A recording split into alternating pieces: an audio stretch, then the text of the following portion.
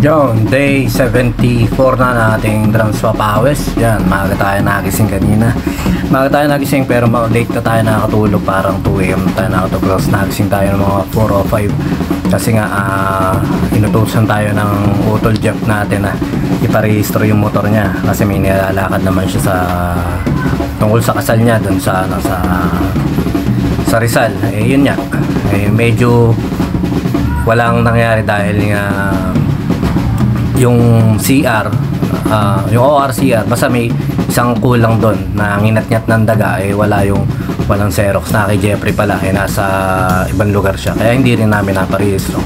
Kaya ayun nga, uwi na lang tayo ngayon para maging productive pa rin yung araw natin. Nagda-drums papawis pa rin tayo. Pagkatapos na itong pag-edit ko, ligo lang, tapos pupunta naman ako ron sa Mulawin. Meron tropa si Boss Ariel ng AB Pro, license sounds na technician doon. Technician ba tawag doon? O electrician, na pagagawa ko lang yung isang bar lights ko at saka yung smoke machine natin. Yun nga, salamat kay paring Ariel, kay Boss Ariel na nagrekomenda sa atin. Okay din yun dahil nung araw nga din na parang nakapunta na rin ako kay Boss Ronald. Yan, hindi ko alam yung pangalan ng mobile niya, pero alam ko Ronald yung pangalan. At saka yun nga, malapit-lapit na tayo dahil day 74 na ba tawag doon? Day 74 na tayo. At saka yun nga, sa mga nanonood nung ating daily vlog halos na drums papawis, maraming salamat. At saka shoutout nga pala kay Insan Yari Santos. Yun, kasi napanood niya yung drum papawis kahapon na day 73. Sa day 73 na yun, parang naikwento ko yung nasira yung throw up ko. Yung parang bibigyan niya daw ng throw up. Kaya ngayon pa lang pare, God bless sa'yo.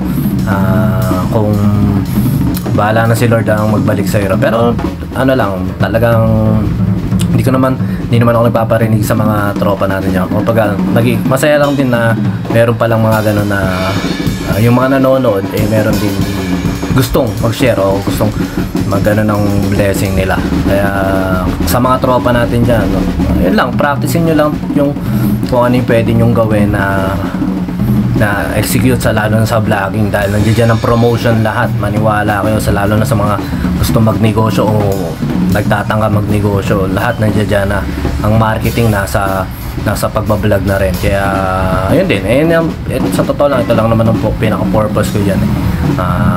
Nagda-drums ako habang nagsasalita, nagkukwento ng daily lifestyle natin o daily na nangyayari sa buhay natin. Pero syempre, nakakonsentrate pa rin tayo kahit paano sa pagda-drums. Basta marami akong iniisip. Una, ang parang 10 rudiments, o parang mag-execute tayo ng 1 rudiments a day pa, tapos i-elaborate ko lang kung paano ko siya ginagawa sa drum set, kung paano ko siya sinasubdivide sa drum set. Parang ganun lang. Tapos para mga pinaplano natin na mag-interview ng mga mahuhusay na drummer dito sa Bulacan. Yung mga pinakakilalang-kilala natin, mga malulupit dito sa Bulacan. Dito muna tayo sa Bulacan, dito muna tayo sa atin. Kasi syempre naman, sa mga sikat na marami naman talagang nakapag-interview sa kanila. Bigyan natin ng spotlight yung mga kapwa natin na drummer, na kung ano yung way nila ng pag-approach sa music at way nila kung paano sila nahilig sa music. Mag-i-interview tayo ng mga kapwa natin drummer na yan. Basta sa near future na yon, ayusin natin yung mga ganyan. Kumbaga hindi naman unti-unti lang, seryosohin yung pagbablog.